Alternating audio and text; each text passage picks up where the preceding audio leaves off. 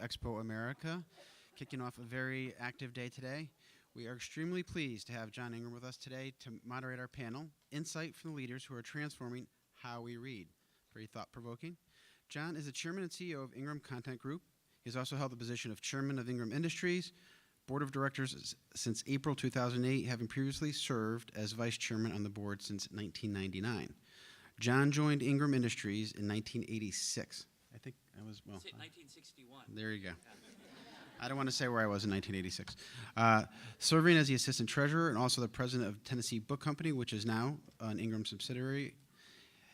Early in his career, he later served as president of Ingram Book Company, vice president of purchasing for Ingram Micro Europe, and director of purchasing for Ingram Micro Incorporated. John is a graduate of Princeton University, where he received a Bachelor of Arts degree in English in 1984. In 1986, he received his MBA from Owen Graduate School at Vanderbilt University. Please give a very warm welcome to Mr. John Ingram.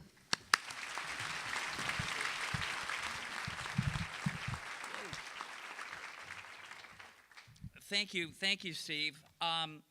I'm delighted to do this. I haven't had the chance to moderate a panel before, but I wanted to do this. The topic, the future of the book, basically means we could talk about anything, I think. But I'm hopeful today that we really take a closer look at the future of books, the future of reading. Really, it's really the future of our industry. And the goal, my goal for today, is that I hope everybody, including myself, leaves here with one or two at least aha moments. Something that's relevant, something that's interesting, something that helps you run your business better, whether you're a publisher, a bookseller, or working in and around the space. I mean, because this is a really scary time, but it's also a very exciting time. I mean, it's really both. I mean, there's lots of change, but there's also so much innovation, creativity, determination, and progressions that are happening, and that's what I hope we delve into today. I've kind of adopted the philosophy at Ingram that the best way to predict the future is to try to create it yourself. And I think we've assembled a group here of industry leaders who are doing just that in their respective worlds. And so without that, with further ado, let me briefly introduce our panelists here, and then we'll get right into kind of some of the action. The first is Steve Burkew. Here just to my left, and he's the co-owner of The Book People, 43-year-old Austin bookstore. He's also the founder and president of the Austin Independent Business Alliance, and he's the current president of the ABA. But I think the most important thing, he was a huge proponent for a number of years of the Keep Austin Weird campaign, which I think was really cool. Next to Steve is Barbara Marcus, and Barbara is currently president and publisher of Random House Children's Books, and has spent most of her career in and around children's publishing and media. Although she has done some interesting adult consulting, if you will, some for her friend on the left, Jane Friedman, with Open Road, but also served as a strategic innovations advisor to Penguin. But mostly, I mean, I know Barbara first and foremost as a former president of Scholastic Children's Book Publishing and Distribution, and she brought us that wonderful creature known as Harry Potter. And so now she's adding Dr. Seuss and a few others to that, and I look forward to hearing more about some of the changes with particularly in and around children's publishing and some of the challenges there. To Barbara's left is Jane Friedman. Jane is the CEO and co-founder of Open Road Media, which is a digital publisher and multimedia content company that publishes and markets ebooks from all kinds of interesting authors, Pat Conroy, Alice Walker, and many, many others. I mean, Jane, among other things, has been recently named one of Fortune magazine's 10 most powerful women entrepreneurs. And in a former life, she was CEO of HarperCollins, and before that had a long and distinguished publishing career at Random House. And finally, our bookend is Michael Peach, and Michael is the CEO of Hachette Book Group, and he joined Little Brown in 91, was appointed editor-in-chief in 98, became publisher in 2001, and he also has been responsible for, I would say, editing a franchise, the franchise known as James Patterson, and it's been and is publisher of other bestsellers by Michael Connelly, Tina Fey, and many, many others. And in 2013, just recently, Michael became CEO of Hachette Group, taking over for David Young, who I understand is on sabbatical somewhere, and I hope he's having a good time. So anyway, we've got a really interesting group. I'm going to at least, where this conversation goes, I don't really know. And I think that's good. I mean, there are 4 kind of topical areas that we could potentially at least start with. And one is around core competencies. Another is around the future of print. A third is author services. And a fourth is around people. And if it goes other places, great, if it delves into some interesting areas. So let's get started. And I want to first start with Steve because, I mean, we are here at the Bookseller Expo. For years and years we lament, the fate of the independent bookstore, and woe is the independent bookstore. But not all of them are struggling, and some have done a remarkable job of transforming themselves and doing incredible things to stay relevant. And I really wanted to start with you, Steve, if you would spend some time talking to me about, what are the key things that you've done to stay relevant in a world that's changing as rapidly and as dramatically as the one we live in? Well, I mean, the first thing I want to say is that in general, independents are not struggling and in great peril at this point. Last year, 2012, was a really good year for independents all over the country. For me in particular, it was my 3rd consecutive best year in store history, and I'm ahead of that this year. So I'm expecting this to be the 4th consecutive best year in store history. So we're still selling stuff. As Jane asked me how we're doing with ebooks, they're up to almost 1/100%, and so we're selling a lot of physical Steve, books. You have to come to our event tomorrow night, right, Jane? Yeah. So we're still selling a lot of books. And what I do in my store, and what I think most independent booksellers do to stay relevant, is continue to put ourselves in the community. We're the last step in the selling chain that leads to the ultimate users of these things that everybody here is involved with, books. This is the chance to actually interface with the people who are buying these books. And that's what we do, and that's what we do well, and that's what we continue to try to change all the time so that it still is interesting and so that there's a reason for someone to come into our stores. I realized, I don't know, many years ago that there was absolutely no reason for anyone to come to my store to buy a book. Anybody could buy a book at home in their bedroom if they felt like it. So I had to start thinking then and have to continue thinking about why would anybody want to come down there and do that just to get a book. Well, there has to be some value added to the book itself.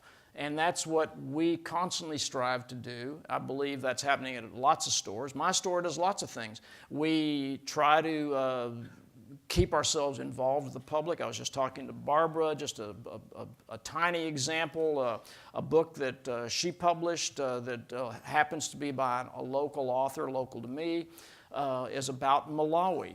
That's coming out, what is that? It's actually coming out, I believe, sometime this summer. Laugh with the Moon.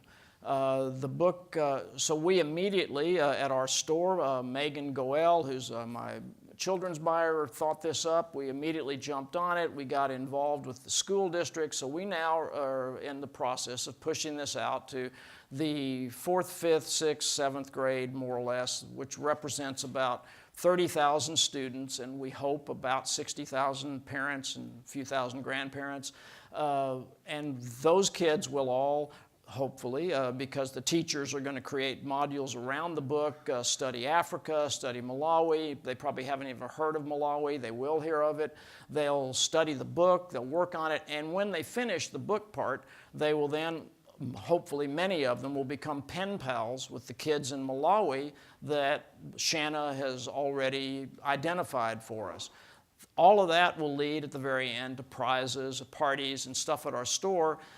From my point of view as marketing only, I will bring in, I don't know, thousands of new people into the store who will have a relationship with the store, and I will have the opportunity to do something of actual value with their teachers, with the students, and maybe even for the kids in Malawi who are going to be incidental beneficiaries of all of this. So that's just one thing out of many that many of us do, and it's a... Well, it's probably fair to say that it's I have given talks where I've said it's not my father's Ingram that I run today, Yeah. and it's certainly not your predecessor's book people. Yeah. And you've done a huge amount as we talked about, and you've been describing. I might ask Barbara because children have a lot of there are a lot of entertainment options that are out there, and I'd love to hear about what as you've kind of taken over this role at Random House, how do you hope to shape and change and hook kids into reading and being entertained by it, and hopefully develop it into the future? Wow. Well, I guess I want to start with saying. Or you can even talk about what you hope to be building in your business. I'm going to sort of key off of Steve a little bit, Yeah. and then go on to what you and I talked about. Right. I think, initially we start with, and this is so obvious, great content. And that's always where we have to, the authors and the illustrators come to us. We have to sort of take that sort of gift we get. We hope we make it better, and with our editing and everything, and we sort of deliver it along the chain with great marketing, everything you all know. And we go work with these booksellers, and I do want to sort of give a shout out to the booksellers, and we get a lot of our ideas, whether it is an idea from Steve or an idea we got from Anderson Books, where they take Grinch from Dr. Seuss, as you said, and they go out to that community, and with Grinch they did something with I think like 40 of the community stores to grow your heart, and we are sort of stealing that idea from Anderson Books and sort of making it a national idea. Did you tell Clyde? Okay. No, this is Anderson Oh, Books the other in one. No, Naperville. right. The The other other one. The other Anderson. And but anyway, the idea that the retailers are every day sort of spreading the word about our books, that is something we absolutely depend upon, because in children's books, the children are not walking into the stores and saying, I know about the books, and I am going to get to the point we discussed. They need the parents and the teachers to sort of guide them, and so we need the booksellers to be talking to those parents and teachers. But even beyond that, as a publisher, I think the key word that we have stapled to our foreheads now is discoverability. With the concept of the newspaper business and everything else declining, our job is to increase the discoverability. And so what we have been talking about, how do we do that? Our jobs are, we have to increase the social media, which is fragmented. It is harder and harder for us to say, hey, this great book we just published, here it is. And the other thing in the children's book business is we have to figure out how to grow what we call brands in the loosest sense. And I mean brands in the loosest sense. Partnerships with our authors and illustrators and booksellers. How do we grow brands so people come in and know these books?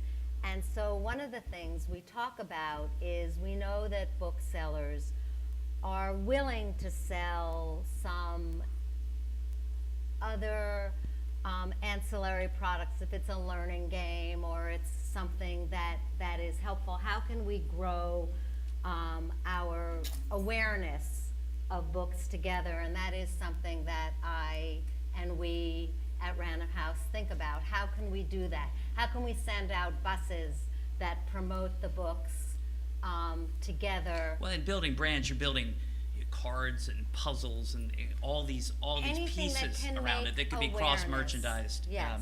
in lots of different ways. Sorry, I'll stop talking. No, it's I interesting. can go on and on and on. And You know, one of the other things, I'll turn to Jane, is that as I was thinking about getting started, I was going, gosh, what if you, as a publisher, had a chance to create a publishing business from a blank piece of paper? And then I thought, oh, right, Jane actually had that chance.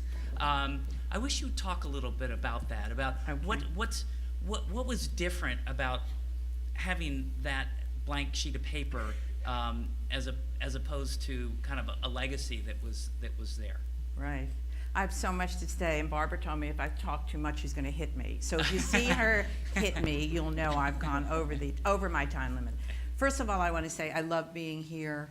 I love books. I have been involved with books for almost as long, actually as long as the Book People has been in business, and all of that has been corporate. And all of what you've heard so far, I've heard for 40 years. We're all in this business of building from the content. We're all in this business of disseminating good content. John said I had a distinguished career at Random House. It was actually at Knopf, and it was a 29-year career at Knopf where I worked with so many of you in the room. If I had my glasses on, I'd wave to all of you. And of course, at Harper, we also supported the independents tremendously, dramatically. I think this is an amazing time for independents. I think that we've come full circle. I think that the independents can really help with spreading the word in the local communities. And I think that all that has been done so far should be increased and continued. And this is the conversation I have all the time. But what I have had the opportunity to do was to go back to the future. I've had the opportunity to go back to the greats. I think you probably all have read that we've just discovered a Pearl Buck manuscript. We are publishing that Pearl Buck manuscript called The Eternal Wonder in print and in and I'll talk about that in a little bit, because we have been Pearl Buck's digital publisher. So that is one way of being digital that has grown us to something else as well.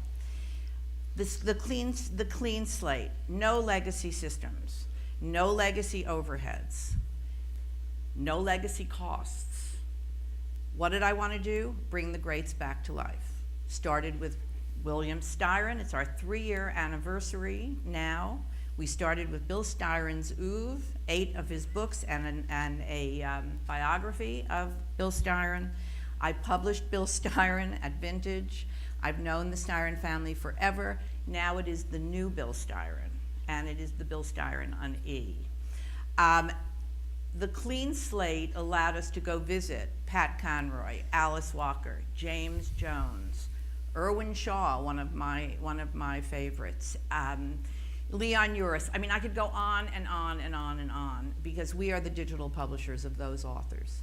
So all of the things that we're talking about here, building brands, building community, we are doing that from the East Side now. I'm just a little surprised at what Barbara said, that she thinks it's more difficult to reach out to the public. I think now it's a lot easier because of social media and because of technology, and to really broaden out. But what I'd really like to say is that because I had this clean slate of paper, we are now thinking of ourselves as a futuristic publisher.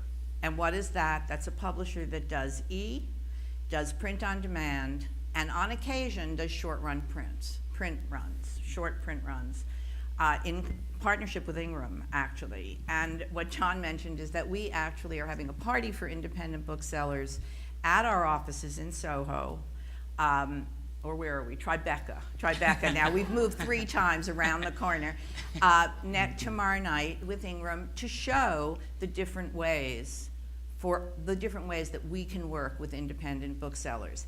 And I now have a personal challenge, which is I'm going to get your percentage of ebooks sold out of your store to next year. You're going to sit up here and you're going to say 15%, if not 25. Okay? All right. Well, you heard it here first. Okay. There you go.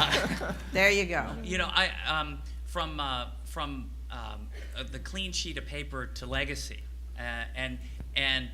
Michael, I'm more like you, is that, I inherited a legacy. I inherited a business that was a physical wholesaler, physical books to physical bookstores, and that's still an important part of what we do, but it's far from all of what we do. I'm thinking that your appointment as CEO really probably speaks to some of Hachette's views and hopefully some of your own about how you look into the future and what are the core pieces, what are core competencies for Hachette and how that might differ than the legacy of the business, or it may be the same. The core competencies of Hachette I think are the competencies that traditional publishers have always held, and those basic things that a publisher is are more important now than they've ever been before. The first thing is an editor who recognizes a book that editor believes can find readers, and that editor has an idea of how to communicate about that book to people in a way that spreads excitement. That's the first core competency. And then the second is marketing and publicity. The publisher's job more than ever is to get the book heard. There are a lot of good books in the world, but not all of them can get a message out through the millions of media possibilities in competition with everything else going on in the world.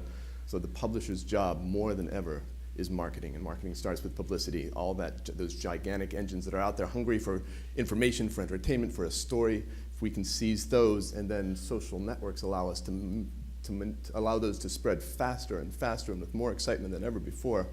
And what I'm seeing in the industry these days just fills me with delight, that I'm seeing great books, true excitement, spread faster than ever and grow to greater heights than ever. So the books that really grab people's attention can be heard more because there's a great review someplace that's really influential. Laura Miller writes about it on Salon, and then it's tweeted here and it's on this blog post, and suddenly everybody's heard about it, and it can grow and grow and grow. So I feel like the books that we all love, the books that really move us and change our lives, can get more attention than ever before. So I feel like the legacy of publishing is still what it is, but now you get to spread it all these ways, and you get to work with great print booksellers like Book People, because physical books are still three-quarters of the books sold in this country are still physical books. It's a gigantic, important way of communicating and of spreading that excitement. It's this community of people working together, and I think the second biggest change, if I just said one, the second biggest change is the sense of community has been imposed on publishers. Publishers were so unilateral in what they controlled for centuries, and now they understand they're part of a community, and they're in a community with their authors, and they have to truly make partners with their authors to make them share a mission, and that mission is spreading excitement through all these partners, and then reprinting, selling everywhere. I just find it's the most exhilarating time I've ever seen in our business, and I'm hearing this gigantic sigh of relief everywhere I go in the BEA this year. We're all still here. The business is strong. Book People is thriving. Indies are thriving. People are no longer quite as anxious that the world is going to be turned upside down, and it feels like things are kind of leveling off with a healthy print market as well as a strong ebook market. And people are going, yes, there's a path forward, and let's go.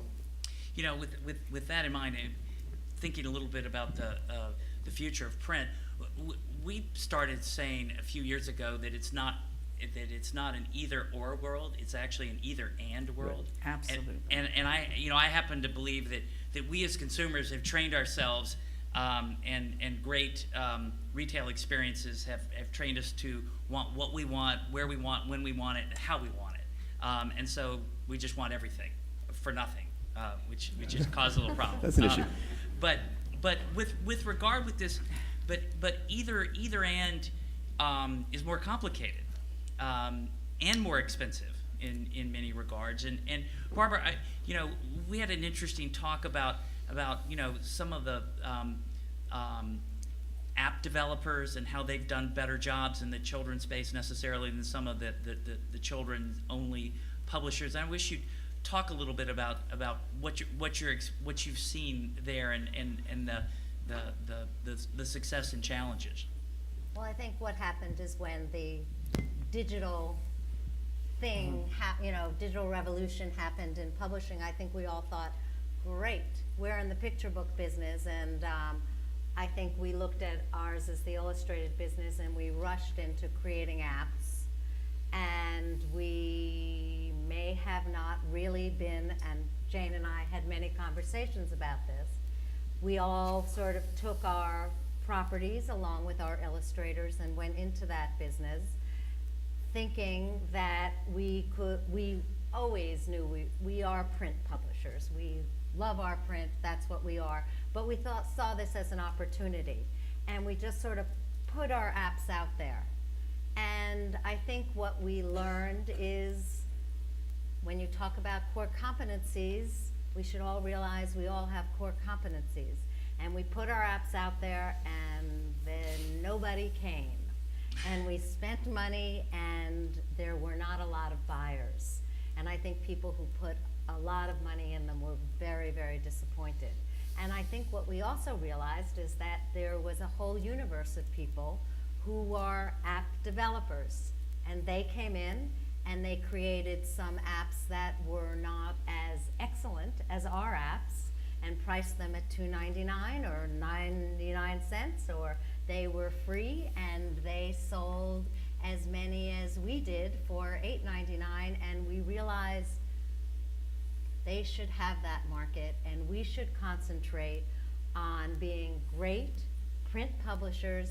And when we have a campaign that we are creating great print books, and we want to have an app that goes along with that great print campaign and has marketing against it and has great publicity, and we're creating a world, again, back to that great world that is branded, and we're trying to really bring those books into the world, and it is an app, that is when we should be doing it and not really trying to dabble. We are publishers, and that's who we are. Nice. Jane? I just want to say something. When Barbara says we, that was not the we of Open Road, because Open Road was never in the app business, Right. And nor do I think Open Road will ever be in the app business. You know, Jane, because- yeah. Go ahead, finish. Yeah, but I think that what Barbara's saying is, and what we talked about a lot, was illustrated books have a place in the e-world, and we're seeing that grow more and more. And at some point, there will be a technology that will actually put app-like traits into books. But we at Open Road, when we're publishing ebooks of illustrated books, they are ebooks. They are not apps. And so do the publishers as well, including Random House. Right. That is what we are doing. Right. We are publishing our print books in digital form, Right. with audio and with, animation, but they are ebooks. They're ebooks, and that's a very important distinction, because as Barbara said, there are an awful lot of people who went out there spending hundreds of thousands of dollars to produce apps, and they fizzled.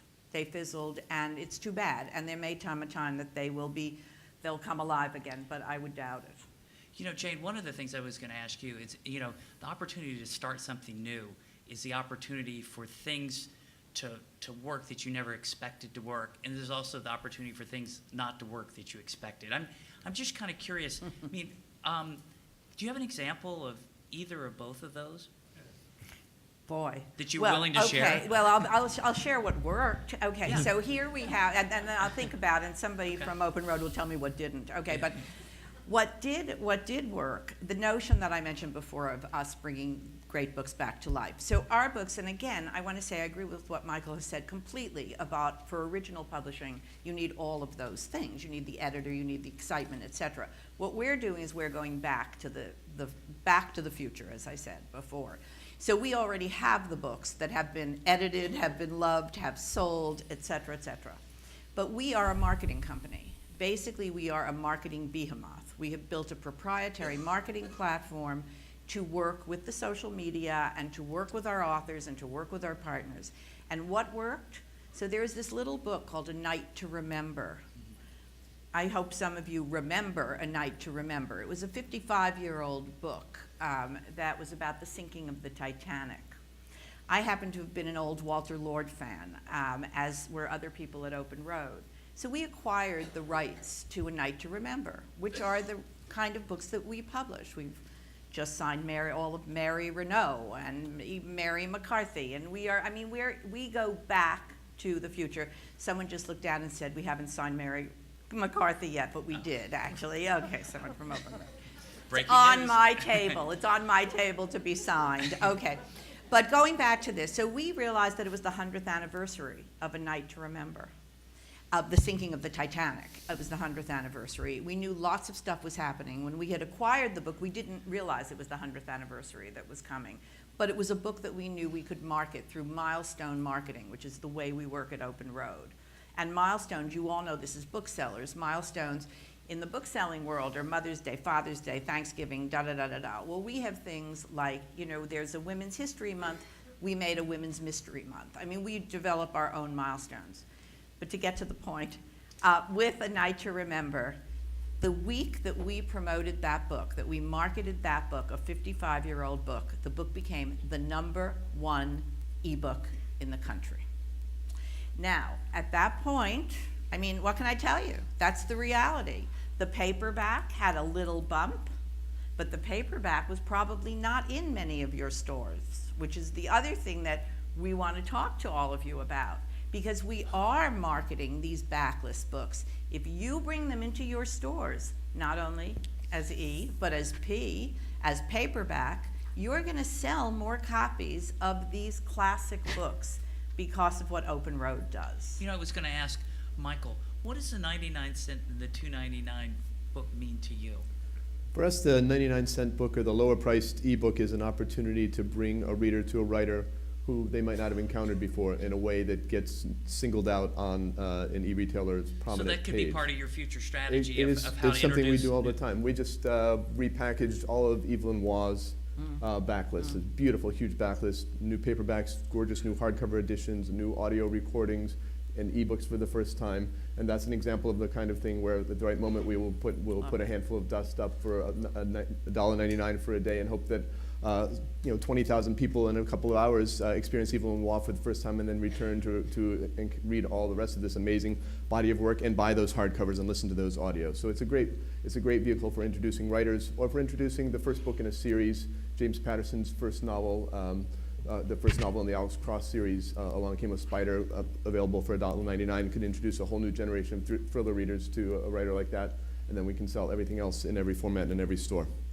You know, Steve, I had a question for you. I was going to be like, oh, well, you know, how are you approaching the expansion of all these different formats? And at 1/100th of the sales volume, I think I'm going to skip that. Please stop saying that, okay? It's only for book people. Okay. And you're going to change that. You're yes, on record. we're going to 15% change year, it I'm together. But I will ask you, do you have any kind of, I mean, you obviously have a process for curating the traditionally published books. What about self-published? Do you have any way that you try to deal with that in your store or in your environment? Everybody who has an independent bookstore has to deal with that every day. Okay. So that's not.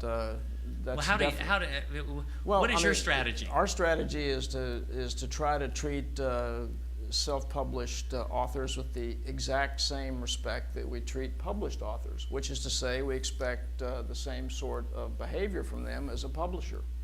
And so, since if we want to have an event, we expect event co-op. If they want to have placement in the store, we expect placement co-op. If they want to do this, each step along the way that a publisher normally handles through co-op in some other way, we ask for a self-published author to handle in a direct way.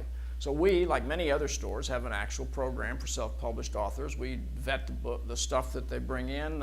We obviously show a preference, not obviously, but we do show a preference for local authors. And we will pretty much put anything on the shelf from a local author. But otherwise, we expect people to follow our parameters. Our parameters are set out. It's a printed sheet we give everybody, and we do expect to monetize to some degree the hassle for us of dealing with an individual publisher who only has one title. Mm-hmm. Right. You know, and self-publishing books have been hits with readers of certain genres, and I'm just kind of curious. And Jane, you might have a take on this. What does the demand for self-published titles tell us about what readers want? And do we think that a lot of needs have gone unmet? Well, I think it's interesting, and now we are not a self-publisher, No, so it's- our it's- books yes. are all curated, but just Yeah. to differentiate. And Yeah. Steve, I remember all throughout my time at Knopf that local booksellers always had self-published books by local authors, and it was great. And I also have always felt that anyone who wants to publish a book should be able to. So I'm all for self-publishing. I think that the expectation of self-publishing the expectations are what have to be looked at. And I think that no, we didn't miss a whole market. What we did was, as curatorial entities, we made the decisions of what books should be published and what shouldn't. And now the floodgates have been opened. Do I think that the stories that we hear about self-published authors who sell a zillion copies, that's one in a zillion. So I think that now that also has led people to believe they can write the history of their family and somebody's going to want it other than their family, which I do not think is the case. But I think that self-publishing has proliferated to the point of really distraction. And I think that, as everything in the book industry, it will find its level. I think it will find its level at a higher plateau than it was when we looked at these as vanity publishing, and that there are some really good books out there that just haven't been able to find an agent or find a publisher. But I still believe that a really good book will be able to find a really good publisher. But John, you asked whether needs were going unmet, and I think that it's clear to everyone in the business now that a gigantic need for erotic fiction was going unmet before 50 Shades came along. It had fallen off the bestseller list. It used to be a big part of bestsellers. It just wasn't there anymore, and for whatever cultural reasons, and we'd kind of forgotten it. And then there was this gigantic wake-up call, and there were a bunch of horny people out there who were just not having the fun they wanted to have, and now self-publishing brought that to the fore, and I expect that to happen again. There will be categories that publishers are not paying That's attention interesting, to, and yeah. that they don't think are working, and that will rise up that way, and we'll go, well, yes, wow, we forgot about that. Listen, you're all selling James Salter's new book from Knopf, and you want to sell erotica, sell James Salter. And by the way, we have the ebook of A Sport and a Pastime, which happens to be the #1 erotic book I think ever written. So there you go. You know, it's certainly become important for publishers to build relationships with customers and you know, and really building more and more direct relationships with readers. And I'm just interested in what have you learned from having more relationships directly with the consumer? And they could, I mean, sorry, Steve, I've got another one for you in a minute, Yeah, but this that's is all maybe really more publisher focused. Anybody? You know, again, being new to Random House, I can't, I don't know enough to speak for Random House, but my Scholastic experience was a very interesting one way back when. And it really just, what we did learn is we learned a lot about how to publish, you know, books that we probably wouldn't have published, that led us to things like Magic School Bus and led us to things like, you know, to publish better Right. for the kids, and really to learn about the kinds of things that teachers really wanted to teach in the classroom, which I think made us better publishers and actually made us better marketers for booksellers, because we had face-to-face time Right. with teachers.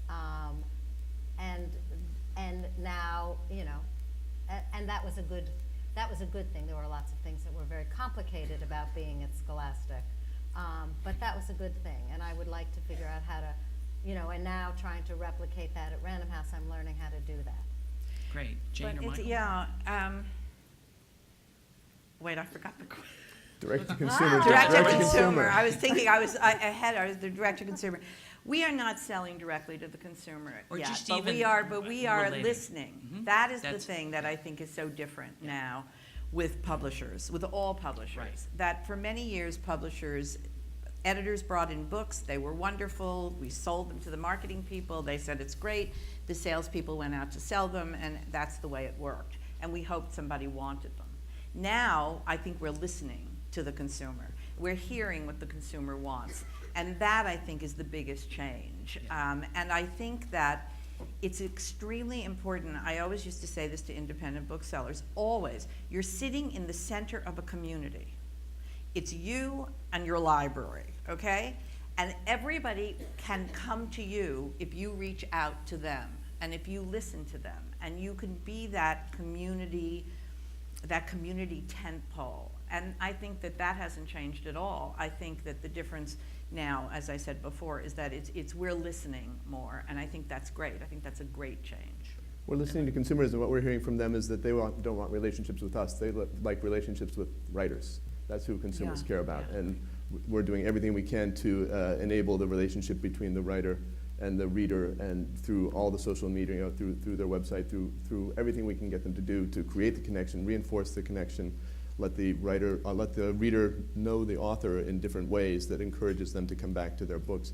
So our work direct to consumer is through the writers we publish, and embracing them in the tools that we create that they can then use that they could not have created for themselves. Does that create risk for you with that the author says, I mean, I'm just curious because it probably maybe yes, but it maybe reinforces your value proposition to them too. Our belief is that it is part of what we can provide. We have tools that they can't create for themselves, and we have expertise, and we have networks that we've established that we can introduce them to that are very valuable to them. It is the great dynamic of the industry right now, is authors thinking, should I publish myself? Should I take my ebook direct? Could I get a publisher to just do the physical side? And the answer primarily now is no, I want a publisher who can market all the forms of my book and help me grow in these ways. Some writers do it very well for themselves, but to have a publisher who will pay you in advance and introduce a team of several hundred people to work on your book with all these retailers in all these ways, all these social networks, is something it's hard to do by yourself. The thing that publishers have had to do is everyone in the company who used to work in their own silo, in their own area, they have to learn what the whole company is so they can communicate to the writer the full complexity of the business, because the people in the business didn't even understand it. We've had to do a self-education process first so that we can communicate with the authors the complexity of the business. So a big part of what we're doing is making sure everyone in the company knows each other better, understands the whole process, and can talk to the writer. At the same time that we're creating more and more points of contact between the writer and the publishing company. So it's not just the writer-editor, it's writer-publicist, writer-marketer, writer salesperson, writer-production person, so that they understand it's this gigantic team of experts that's lifting their book up and bringing it to the world. And it's a more complicated environment. But when you get past all that stuff, you still have to get to in a bookstore somewhere if you want the author to ever actually meet a fan, somebody who actually reads the stuff they write, and that's where we come in. Yeah. And that's one of the great values I think that you'll see in bookstores, all bookstores, but specifically independent bookstores. We actually get these authors in contact with the people who actually care. And that's not so simple to pull off. No, but that's always been the value proposition of the independent bookseller. Absolutely. The independent bookseller knows the books, can recommend the books, and from personal taste, et cetera, and that's always been the strategy. Well, and can bring out And several hundred people per place. What Random House has been doing is really part of the rep's responsibilities is to be working with the booksellers and really to bring back, to really be working, that's part of their job, is to be next to the booksellers, to bring back to us sort of stuck in New York, to really be telling us what is going on with the booksellers, with the authors, and with the fans. So we're not just sort of hearing it secondhand, thirdhand. That is part of their job. And so we are sort of hearing it not just in a little written report. That is, they're supposed to spend their day out there, not just, would you like this book? Would you like this book? Would you like this book? They're sort of doing that as well. And that has been sort of their consumer impression for us and getting closer to the book selling process. You know, But, John, can I just say something? Sure. But because we have a room full of booksellers. But, you know, we're all kind of dodging around the elephant in the room, you know, the ebook, and what does it mean? And I agree absolutely that this is not either or. This is and. This is the additional sale.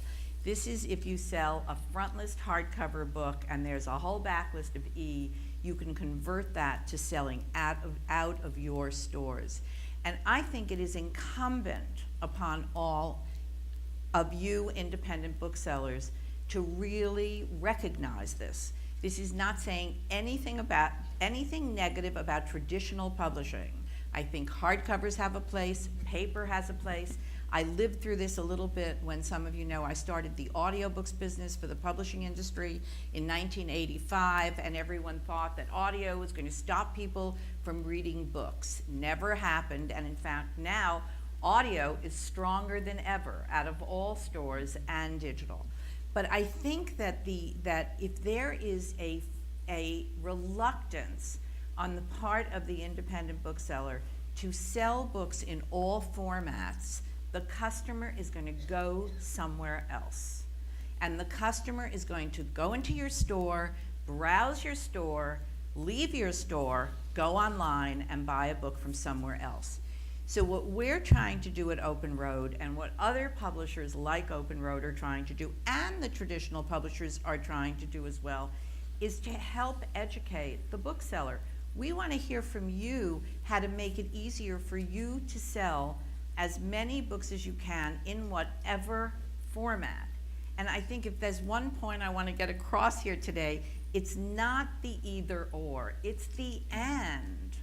And I think you will find that if you get to the end, your bottom lines are going to look like Steve's, and your percentage will be higher in ebooks. But anyway, not to go back to that again, I won't beat that horse. Okay.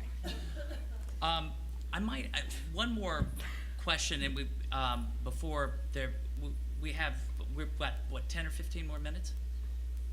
10 minutes.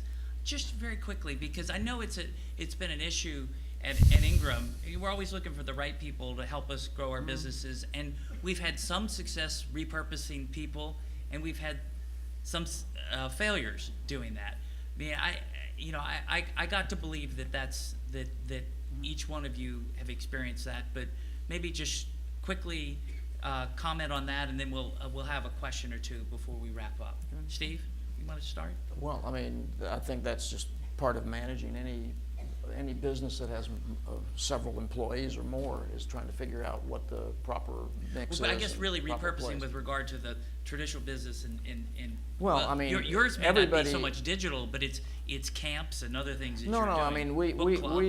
we though we are, I suppose, a traditional bookstore, we certainly are not forgetting that this is the 21st century. We have social media going on.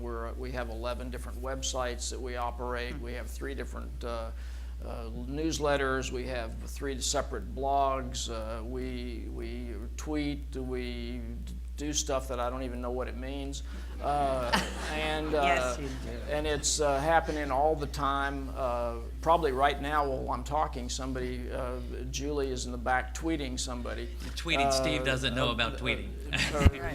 And I mean, right now. So yes, we're part of all of that, and we've definitely made sure that we keep our focus going forward on what's available and what we have to do to be relevant.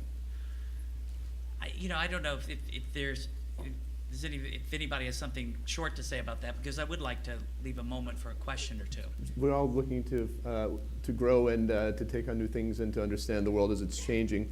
Not long after Jane invented audiobooks, she worked with a wonderful man named Terry Adams at Knopf, who came to Little Brown as our paperback publisher and now is our digital publisher. So people change and adapt and learn about the new forms and make great ways with them. So it's exciting to see that happen. But you do need some special new skill sets. Yeah. I mean, we all like to think that, we can all adapt, and some of us can, some of us can't.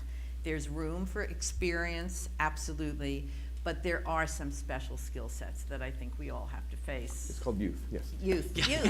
That's a special skill It set. is. It's a very If you important one. figure that one out, Yeah. you can, That's There big. you also won't is need to be up training. here. I mean, there also is training. I mean, there Yes. isn't you can be of a certain age and learn new things. One would hope One so. would hope Right. so. Yes, thank you. so- Well, on that note, I would love to invite questions. We've got about 8 or 9 more minutes, and here's your shot. If I'm not clever enough to have asked her a question that was of interest.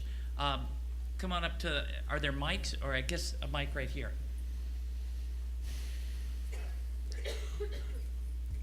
I'm not real excited about ebooks and converting print readers to e-readers, but I understand how it could be in our interest. However, I think if we're going to do that, if you want to sell ebooks out of print bookstores, somehow the ebook has to be in the bookstore. Yes. And how do you, that can't happen now. Well, it actually can. Okay, So okay, tell me you how. come to Open Road tomorrow night and we'll show you. I plan to. Okay, good. No, I'm not being glib about this. The idea is that we have to help educate the bookseller how you can make that sale in your bookstore. No. Okay, you can make the sale, but I'm talking. Well, you can't have, you can't, it's a file. So you Exactly, can't have. exactly, that's my point. Yeah, but So, and when they leave the store, I mean, it's too easy to get someplace else. And Well- if you want to make that sale in the store, they're not getting what Well, you, so it's not. that's the point. It's virtual. I mean, there's nothing you can Exactly, do with that. exactly. It's So virtual. so I'm saying that's the dilemma. Well, except you have your Kobo, if you're selling Kobos in the store, and you have them downloaded in your store, and they walk out with the book on the Kobo in the store. That And they appreciate. that takes the- too long. No, The- no. The customers aren't. Well, we'll talk. Okay. I Outside, don't wanna- offline, okay. Thank you. Thank you. Anybody else? Oh, please.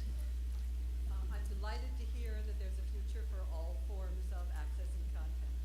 But do you see there being certain kinds of books that you would advise people, by the way you sell them, by the way you package them, to access in one medium versus another?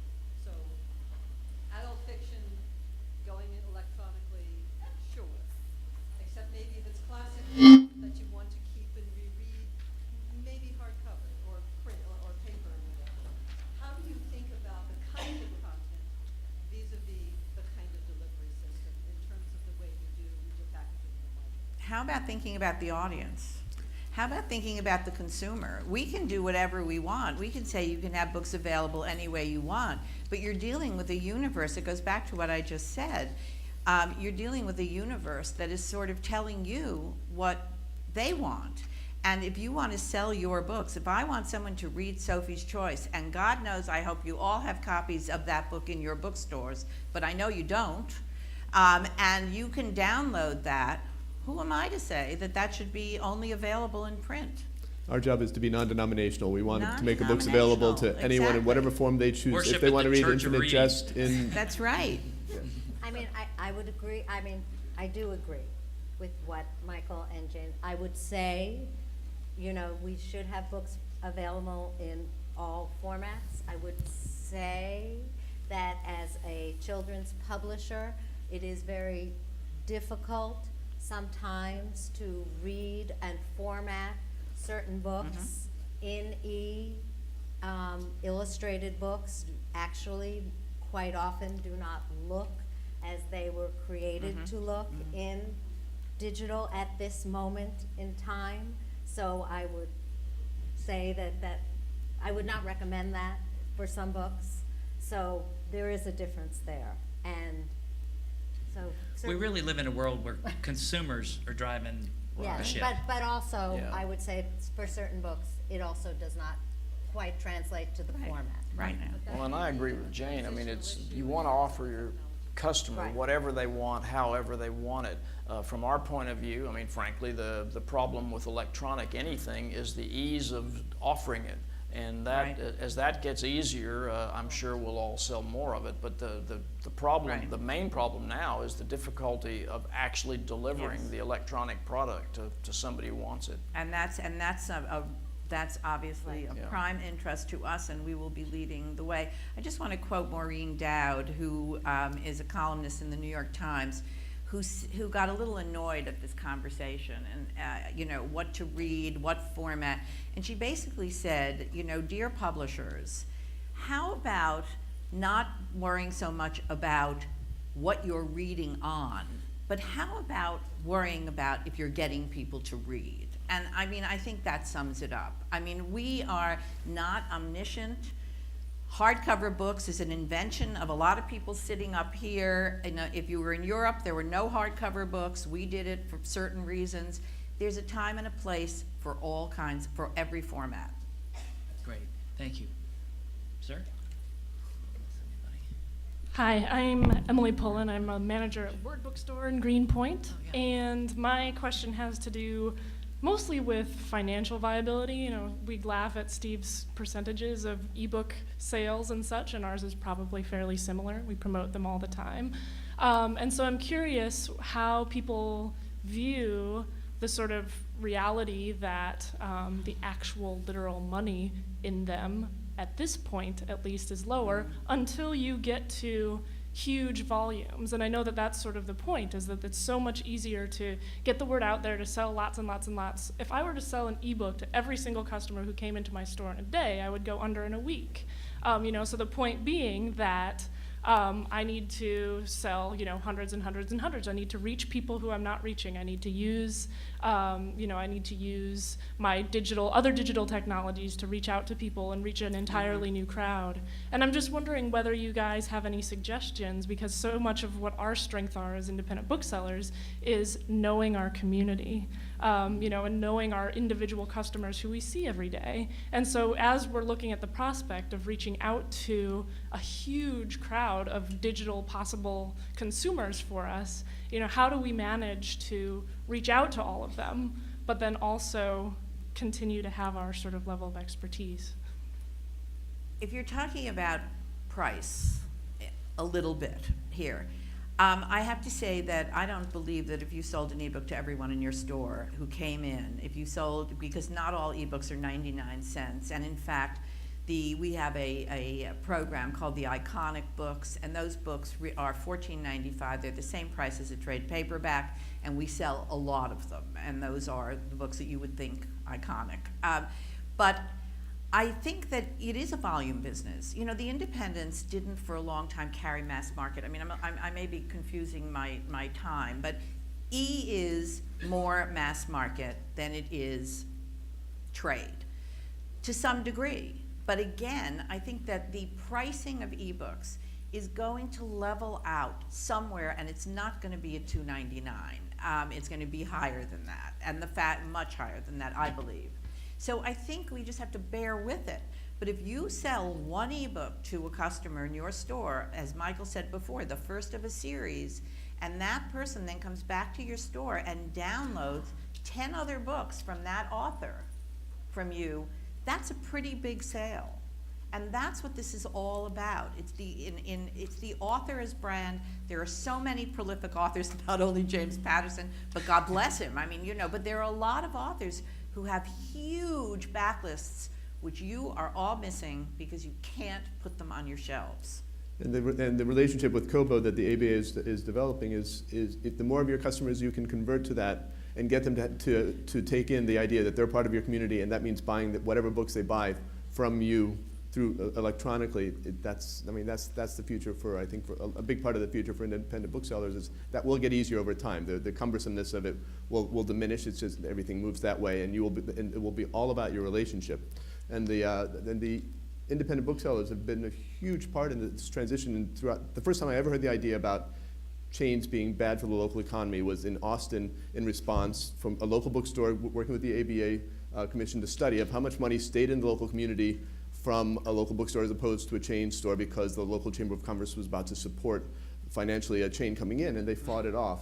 And that idea has taken root so powerfully. Last year, I feel like, was a triumph of that for all kinds of businesses, but led by bookstores. So I think that idea that the community needs to support each other to stay alive is a powerful one that needs to continue to be promulgated, and it will get easier for you to sell ebooks to your customers, and you'll make a really nice return on them. But the other idea, and this has nothing to do with anything I'm supposed to represent up here, but just because I can't stop. You know, the idea that you have an inventory, you have what you have that you think meets your customers' demand.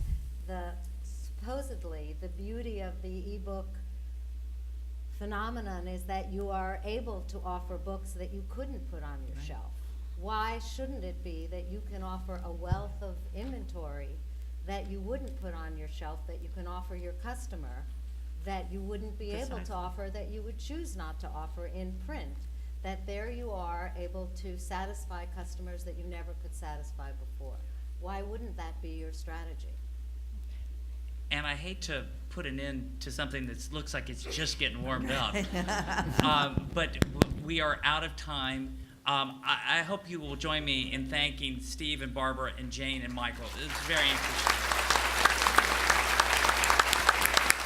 And I'm sure you could come ask them a quick question before they disappear. Thank you.